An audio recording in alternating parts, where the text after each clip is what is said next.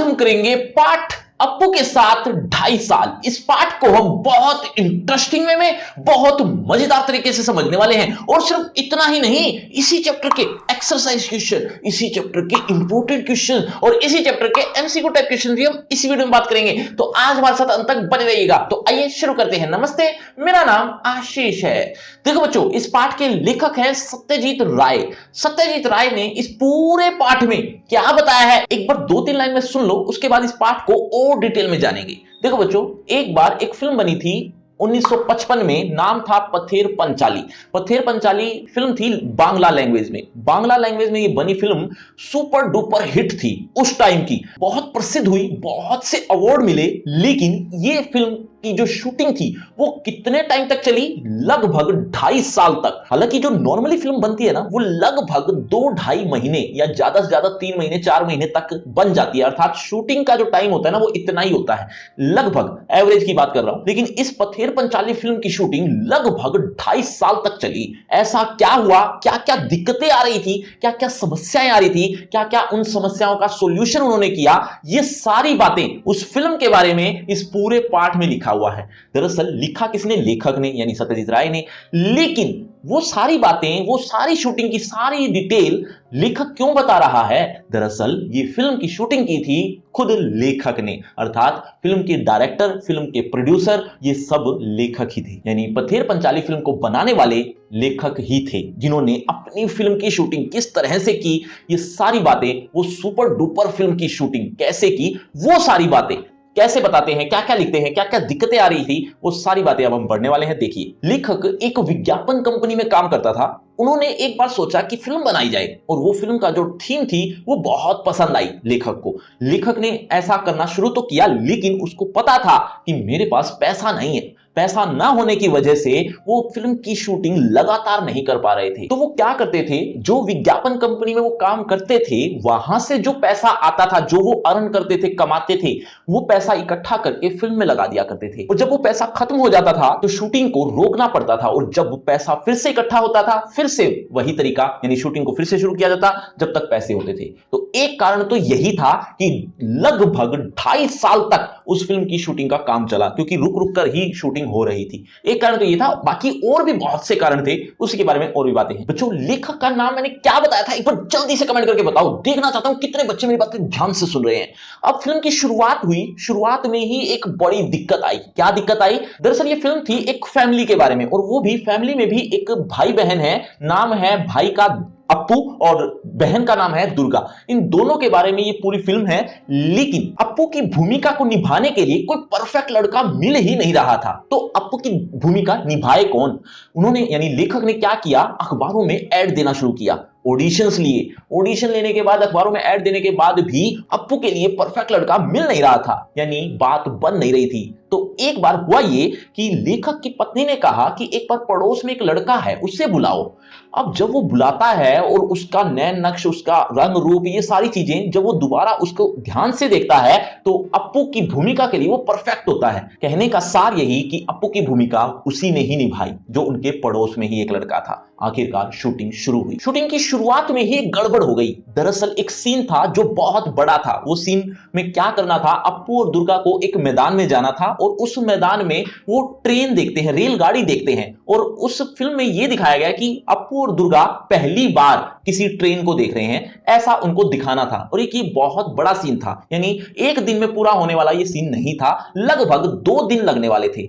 अब हुआ ये कि एक दिन की शूटिंग तो बहुत परफेक्टली उन्होंने कर ली, बहुत अच्छे से हो गई। अब हो गए पैसे खत्म। पैसे खत्म हुए तो वो जो शूटिंग थी वो रोक दी गई। रोक दी गई। लगभग 1 हफ्ते के बाद वो फिर से उसी मैदान में आए। उसी मैदान में जब वो आए तो हैरान हो गए। हैरान इसीलिए हो गए कि वहां पर पहले काशफूल ही काशफूल थे, यानी उस मैदान में काशफूल लगे हुए थे। लेकिन अब की बार जब वो दूसरी बार आए तो वहां पर एक भी काशफूल नहीं था। उन सारे काशफूलों को जानवरों ने खा लिया। अब काशफूल क्या होते हैं ये आप चित्र में देख लीजिए।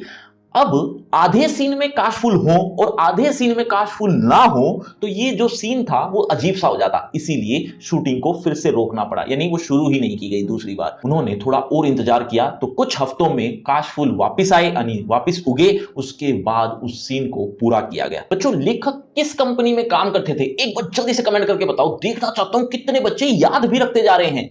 अब ऐसी ही एक और गड़बड़ भी हो गई, क्या कि एक सीन ऐसा भी था जहां अप्पू को मां दाल भात खिला रही थी और उनका जो पालतू कुत्ता है वो वहीं बैठकर देख रहा है, ऐसा एक सीन लेना था। अब खाते खाते अप्पू का जब पेट भर जाता है तो मां क्या करती है, मां दाल भात जो बच गया है वो गमले में डाल देती है और उनका जो कुत्ता जिसका नाम था भूलो, भूलो कुत्ता उस गमले में जो बचा हुआ दाल भात था वो खा लेता है। ऐसा एक बड़ा सा सीन लेना था। उसका आधा पार्ट तो ले लिया उन्होंने, अब हो गए पैसे खत्म। पैसे खत्म होने के बाद शूटिंग को रोकना पड़ा और लगभग 6 महीने तक रोकना पड़ा। उन 6 महीनों के बाद जब वो फिर से शूटिंग के लिए आए, यानी उस आधे सीन को पूरा करने के लिए आए, तो पता चला वो जो भूलो कुत्ता उसी गांव में रहता था वो मर गया। अब क्या किया जाए? अब आसपास जब ढूंढा गया तो पास के ही एक गांव में ठीक वैसा ही कुत्ता, यानी वैसा ही रंग रूप कद आकार सब कुछ मिलता जुलता कुत्ता मिल गया।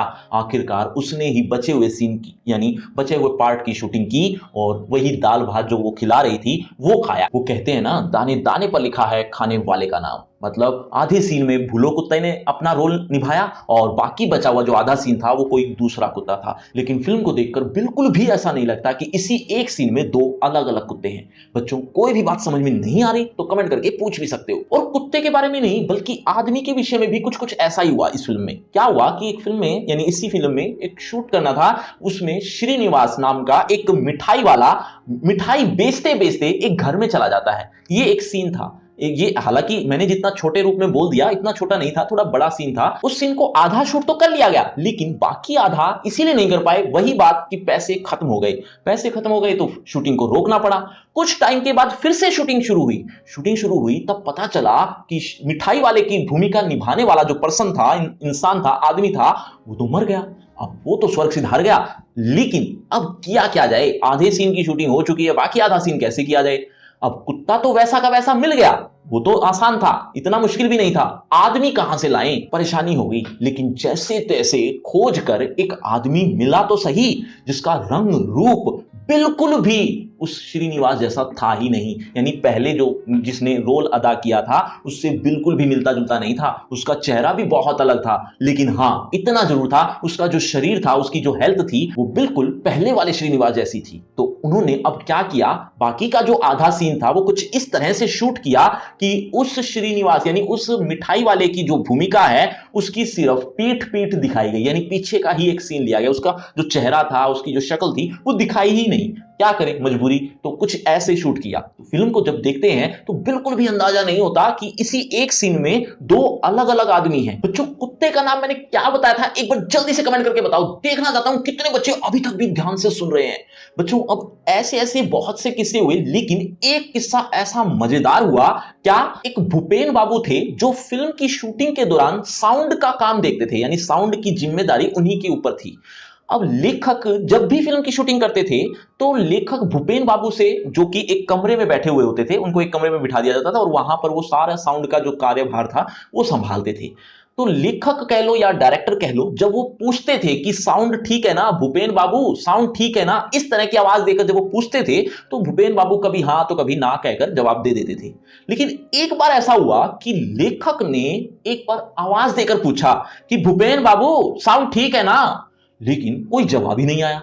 अब लेखक को लगा शायद सुना ही नहीं दिया उनको, फिर से आवाज दी, फिर से आवाज दी तो फिर से जवाब नहीं आया। तीसरी बार, चौथी बार, पांचवी बार, जब 4-5 बार जब जवाब ही नहीं मिला तो लेखक उसी रूम में चले गए, यानी भूपेन बाबू के रूम में ही जाकर देख लिया कि आखिर हो क्या रहा है। तो वहां जाकर जब देखा तो वहां पर एक सांप फन फैलाए हुए पास में बैठा है और उसी के साथ में भूपेन बाबू अपनी सांस रोके चुपचाप बैठे हैं। तो इस तरह से बहुत से किस्से हुए। बच्चों, आपको लग रहा हो कि ये चैप्टर खत्म हो गया है? जी नहीं, अभी तो आपको इसी चैप्टर के इंपॉर्टेंट क्वेश्चंस, एक्सरसाइज क्वेश्चन और एमसीक्यू टाइप क्वेश्चंस भी पढ़ने हैं। और आप लोगों के दिमाग में ये भी हो कि सर इसकी लाइन बाय लाइन एक्सप्लेनेशन मिल जाए तो क्या बात हो। बच्चों, ये सारी चीजें आपको मिलेंगी, वो भी एक ही लिंक पर। उस लिंक का नाम रखा है free crash course for 11th class. इस नाम से आपको एक लिंक मिलेगा डिस्क्रिप्शन बॉक्स में सबसे ऊपर। कुछ इस तरह से जैसा आप देख रहे हैं, ये सारी चीजें देखने को एक ही लिंक पर मिल जाएंगी। लेकिन उससे पहले होगा आपका इसी टॉपिक से रिलेटेड एक छोटा सा टेस्ट। देखना चाहता हूं इस चैप्टर को आपने कितने अच्छे से समझा। अगर आप इस चैप्टर को अच्छे से समझ चुके हो तो आप देखें जरा किसने कितना पढ़ा। पहला प्रश्न आपकी स्क्रीन पर ये रहा। रेलवे लाइन के समीप वाला मैदान कौन से फूलों से भरा हुआ था? बच्चों, हर प्रश्न के बाद आपको 5 सेकंड मिलेंगे आंसर देने के लिए। आप अपना आंसर कमेंट करते रहना। एंड में देखना चाहता हूं किसके कितने आंसर ठीक हुए।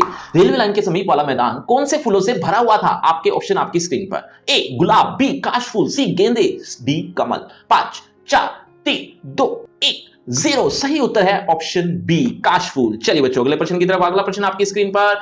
फिल्म में मिठाई वाले की भूमिका निभाने वाले का नाम है? आपके option. Option A Srinivas, B Ram Prasad, C Ramnivas, D Devi Prasad. 5 4 3 2 1 0। सही उत्तर है ऑप्शन ए श्रीनिवास। चलिए बच्चों, अगले प्रश्न की तरफ। अगला प्रश्न आपकी स्क्रीन पर।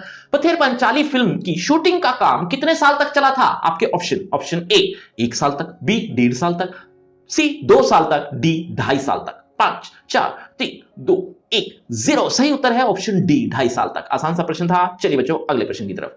साउंड रिकॉर्डिस्ट का नाम था, क्या नाम था? एक बार जल्दी से कमेंट करके बताओ। Option A Subodha, B Anil Babu, C Bhupen Babu, D Srinivas. 5 4 3 2 1 0। सही उत्तर है ऑप्शन सी भूपेन बाबू। तो बच्चों, ये है आपका रिपोर्ट कार्ड। ध्यान से देख लीजिए, पढ़ लीजिए। और हाँ, आपके टोटल मार्क्स कितने आए ये कमेंट करना मत भूलना। और आपकी क्लास से रिलेटेड एक फ्री क्रैश कोर्स आ गया जो कि बिल्कुल फ्री है। लिंक आपको डिस्क्रिप्शन बॉक्स में सबसे ऊपर मिल जाएगा। इसी एक लिंक में आपको पूरा A to Z सिलेबस देखने को मिलेगा, वो भी एक पेज पर। तो जरूर देखना। और अगर आपको मुझसे बातचीत करनी है तो सभी सोशल मीडिया के लिंक डिस्क्रिप्शन बॉक्स में है। आज ये बातचीत करते हैं। शुक्रिया, धन्यवाद।